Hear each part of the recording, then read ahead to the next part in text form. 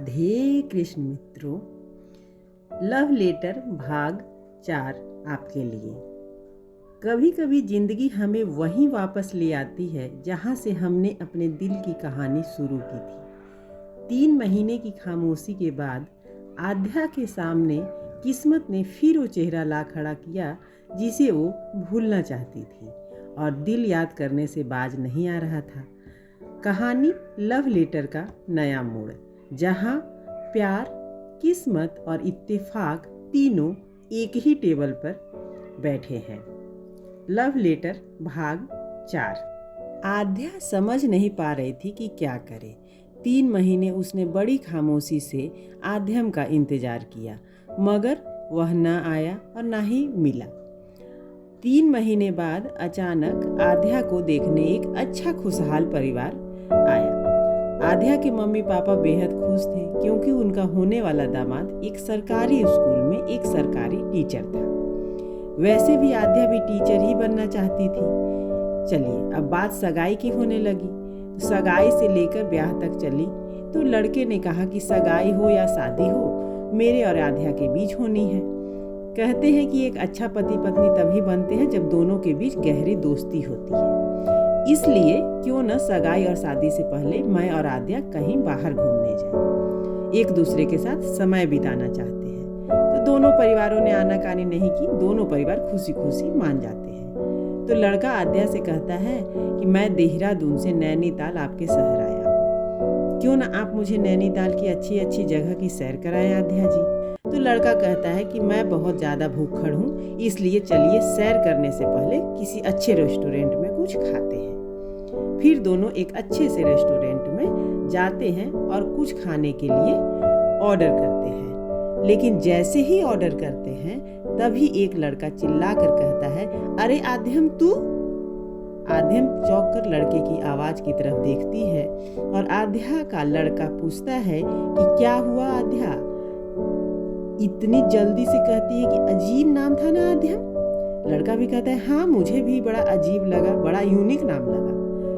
आध्यम को देखते ही आध्या पहचान लेती है, मगर फिर अफसोस करती है कि कमबख्त मिला भी है तो ये इस वक्त पर मिला है कि मैं किसी गैर की होने वाली हूँ। मगर लड़का कहता है कि तुम्हारे नैनीताल के तो सभी लोग बेहद खूबसूरत और यूनिक होते हैं। आध्या समझ गई थी, मगर चौंक कर पूछती है, मतलब क्या कहा तुमने? लड़का कहता है कि तुम तो खूबसूरती की सास हो जैसी, और उस लड़के को देखो कमबख्त, वह भी कमाल का खूबसूरत है। तभी आध्या को बस गाड़ी की वह बात याद आती है जब आध्यम ने कहा था कि माना हो आप बेहद हसीन, ऐसे बुरे हम भी नहीं। आध्या अपने आप शर्मा जाती है। तो लड़का पूछता है, मुझे लग रहा है कि तुम शर्मा रही हो। आध्या मुस्कुराते हुए कहती है कि आपने मेरी खूबसूरती की इतनी तारीफ की है और इतने अद्भुत तरीके से की है, तो फिर मैं शर्माती क्यों नहीं, बोलिए। इधर आध्यम हंसते हुए टेबल पर अपने दोस्त के साथ टेबल पर बैठ जाता है और अपने दोस्त से कहता है कि देख, मेरे पास पैसे तो है नहीं, तुमने बुलाया है तो मैं आ गया और मुझे इस वक्त बड़ी जोरों से भूख लगी है। तो बुलाने वाला लड़का कहता है कि अरे यार, मैं भी इस होटल में काम करता हूँ, तो रात तक रुक, फिर बचा हुआ भरपेट खा लेना, समझा। आध्यम कहता है हाँ, यह भी ठीक है, वैसे भी अन्न की बर्बादी नहीं करनी चाहिए, लेकिन रात तक तो मैं भूखे मर ही जाऊंगा। कि तभी आध्या अपने प्रियांशे के साथ जो आई रहती है वह आध्यम को बोलता है, ओ हीरो, जरा इधर आना। आध्यम खड़ा होकर कहता है कि मुझे बुलाया क्या साहब? लड़का हंसते हुए कहता है हाँ हाँ हाँ, तुझे ही बुलाया है। तो आध्यम मुस्कुराते हुए कहता है, मैं हीरो तो हूँ नहीं और न ही मैं वेटर भी नहीं हूँ, शायद आपने मुझे वेटर समझ लिया होगा साहब। आध्या का जो प्रियांशे रहता है उसका नाम कपिल रहता है।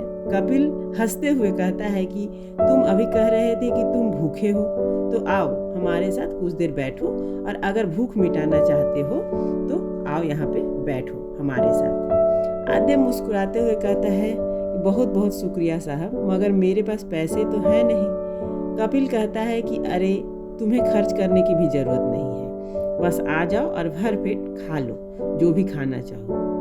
आद्या बेहद खुश थी, मगर दिखावटी गुस्सा दिखाकर कपिल से कहती है, अरे जाने दीजिए ना, क्यों खर्च बढ़ा रहे हैं। आद्यम पास आकर पूछता है, किस खुशी में साहब मुझे आप खिला रहे हैं। कपिल कहता है, इनसे मिलिए, ये है मिस आद्या, मेरी होने वाली जिंदगी, और हम दोनों बहुत जल्दी कपल बनने वाले हैं। समझ लो इसी खुशी में तुमको शामिल कर रहे हैं। आद्या नाम सुनते आद्यम बहुत जोरों से चौंक जाता है। तो कपिल पूछता है, क्या हुआ। आद्यम जल्दी से खुद को संभालते हुए कहता है, कुछ नहीं साहब, मगर आद्या उसके चेहरे को भांप लेती है। वह आद्या नाम सुनकर चौंका था। कपिल कहता है कि मेरी आद्या की खूबसूरती देखकर तुम चौंक गए ना, अब झूठ मत बोलना यार। आद्यम कुर्सी पे बैठते हुए कहता है, नहीं साहब, हमारी पहाड़ी अप्सराएं तो वैसे भी स्वर्ग की अप्सराओं से भी ज़्यादा खूबसूरत होती हैं। फिर कपिल कहता है कि फिर तुम आद्या को देखकर चौंक क्यों गए। आद्यम कहता है कि इसलिए चौंक गया क्योंकि नाम बेहद अलग है और यूनिक भी है, मगर आद्या लगातार तिरछी नज़रों से आद्यम को ही देख रही थी, और आद्यम था कि वह कपिल की तरफ देखता तो कभी सर झुका लेता, मगर उसने आद्या की तरफ बिल्कुल भी नहीं देखा था। कपिल कहता है, हम दोनों को भी तुम्हारा नाम बेहद अजीब और यूनिक लगा, इसलिए तुम्हें अपने साथ बिठाया है। अच्छा बोलो, क्या खाना पसंद करोगे। तो आद्यम शर्माते हुए कहता है, घर आए मेहमान हो या घर के नौकर हो, उन्हें वही भोजन ग्रहण करना पड़ता है जो घर के मालिक मालकिन को पसंद होता है। कपिल हंसते हुए कहता है, तुमने सही बात की है, बोलकर जोर से चिल्लाकर ऑर्डर मंगवाता है। कपिल पूछता है, तुम्हारी कितनी गर्लफ्रेंड है, बस झूठ मत बोलना। आद्यम हंसते हुए कहता है, मुझे खाना कौन खिला रहा है, पहले यह बताइए। कपिल कहता है, मैं और आद्या। आद्यम कहता है, जो लड़का अपने लिए खाना खरीद नहीं सकता, क्या वह गर्लफ्रेंड बना सकता है। कपिल पूछता है, अच्छा तो तुम शुद्ध ब्रह्मचारी हो।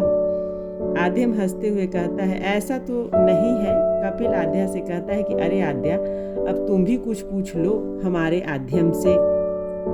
तो आद्या कहती है, मैं क्या पूछूंगी, आप ही पूछ लीजिए। तो कपिल कहता है, कम से कम यह पल तो याद रहेगा कि हम जब पहली बार मिले थे तो किसी के मजे लिए थे। फिर जोर से हंसने लगता है। खाना आ चुका होता है और तीनों खाने लगते हैं। तो आद्या आद्यम से पूछती है कि क्या कभी किसी लड़की से प्यार हुआ ही नहीं।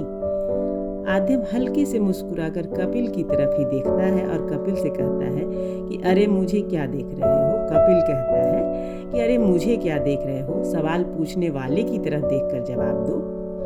आद्यम बहुत देर कहता है तक रुकता है, फिर बोलता है, पता नहीं वह कौन थी, कहाँ की थी, कैसी दिखती थी, बस मैंने उसका नाम एक बार बस में सुना था, लेकिन उसका नाम मुझे पता नहीं क्यों इतना पसंद आया कि मैंने उसे एक लव लेटर लिख दिया।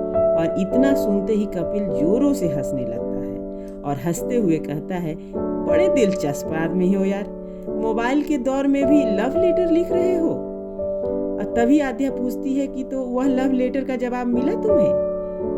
कि तभी कपिल कहता है कि अरे आद्या, पहले यह पूछो कि जो बस में लड़की मिली थी उसका नाम क्या था, जो नाम सुनते ही यह पागल होकर उसे लव लेटर लिख बैठा।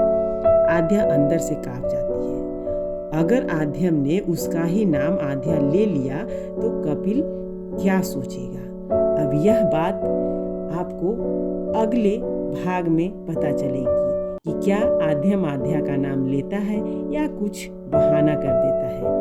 इसलिए इस सीरीज को सुनते रहिए और चैनल को सब्सक्राइब कर लीजिए और बेल आइकन जरूर दबा दीजिएगा कि इसका अगला एपिसोड आपको जल्द से जल्द मिल सके।